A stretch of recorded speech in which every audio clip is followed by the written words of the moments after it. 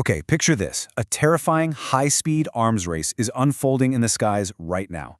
Today's explainer tracks a truly wild story of incredible engineering leaps, massive industrial scale, and a fundamental shift in how modern wars are actually fought. So get ready, because the aerial battlefield is transforming way faster than most people can even comprehend. I mean, what if a cheap drone could actually hunt an F-16? It totally sounds like a scenario pulled straight out of some cinematic sci-fi thriller, right? But let me assure you, this is a very real tactical nightmare happening right now in 2026. This isn't just about dropping bombs anymore. We're talking about machines actively hunting multi-million-dollar manned fighter jets. To really grasp the scale of this threat, you just need to look at the speed: 500 kilometers per hour. That's roughly 310 miles per hour. And this speed is absolutely crucial because it outpaces the cheap, propeller-driven interceptors originally designed to destroy them. Because, well, you can't shoot down what you can't catch. Now look at how rapidly this threat evolved. Back in 2022, the original Shahed 136 was slow, loud, and propeller-driven. By 2024, Ukraine had adapted, intercepting over 80% of them. But late 2025 and 2026 mark a violent escalation with the Garand 3, 4, and 5 models. In just a few short years, what was basically a flying lawnmower mutated into a high-speed jet menace.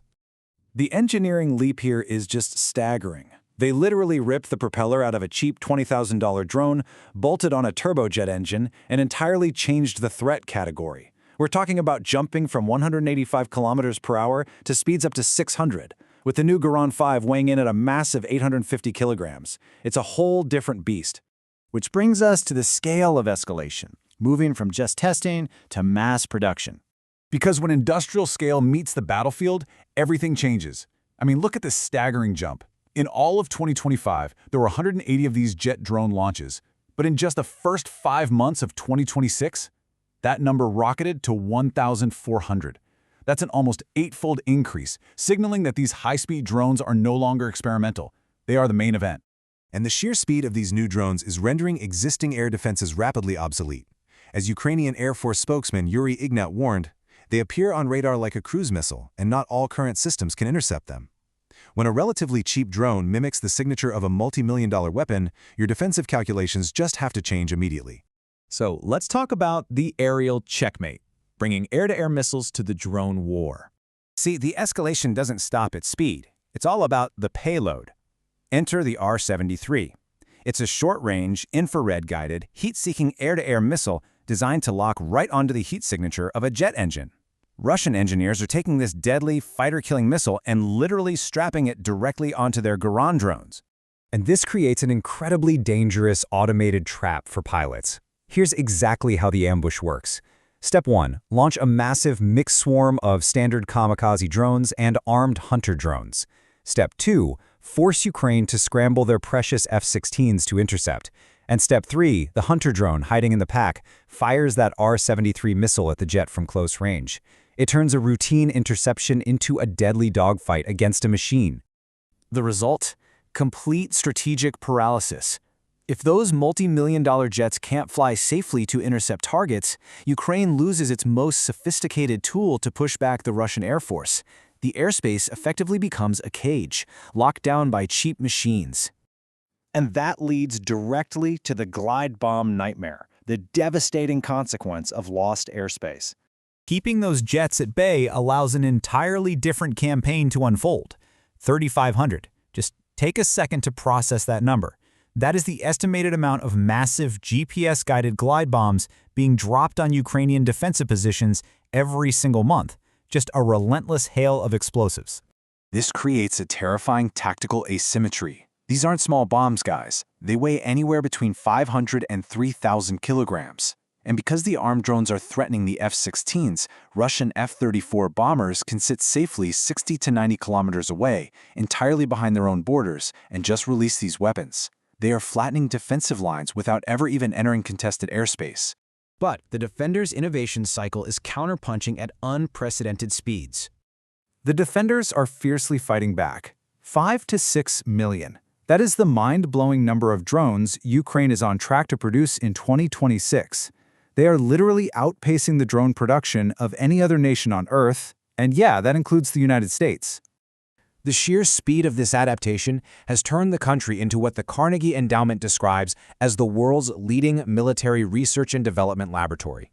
The innovation cycle here isn't measured in years or decades, like traditional military acquisitions. No, it's measured in weeks.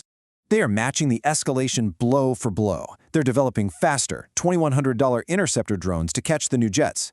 They're actively blinding Starlink communications on Russian long-range drones mid-flight. Their Magura V5 naval drones have forced a multi-billion-dollar Black Sea fleet into retreat. And get this, in just one 36-hour period, drone crews recorded over 300 aerial kills against Russian drones. The agility is simply astounding. Next, we have to look at the global shadow, the porous supply chains fueling all this escalation. Zooming out to the geopolitical level reveals a very complicated reality. Despite unprecedented global sanctions, an entire shadow coalition of technology is secretly keeping these assembly lines moving. These drones, they're powered by Chinese-made Telefly turbojet engines. Investigators actually found 105 foreign electronic components inside them, including parts from the US and Germany, all being assembled at the rapidly expanding Alabuga facility in Russia. And this is exactly why this matters to everyone watching. The weapons being tested, refined, and perfected in this conflict today will inevitably be available to any global actor willing to buy them tomorrow. These high-speed, missile-carrying drones are definitely going to reshape battlefields worldwide. Which leaves us looking at the future of warfare and what the world is learning from this conflict. Military planners everywhere are quietly taking notes on some very hard lessons. The old playbook? It's officially broken. Air superiority is no longer a given for anyone. We're seeing that massive industrial capacity can beat technological sophistication, capable of overwhelming those expensive, exquisite Western systems. Adaptability has to happen in weeks, not decades. And we're learning the hard way that sanctions alone simply cannot stop a determined, networked industrial base. So I want to leave you with this provocative thought to consider. Can incredibly rapid innovation truly overcome this massive industrial scale? Or is this jet drone revolution a major turning point that the rest of the world is dangerously ignoring? How we answer this might just define the future of global security.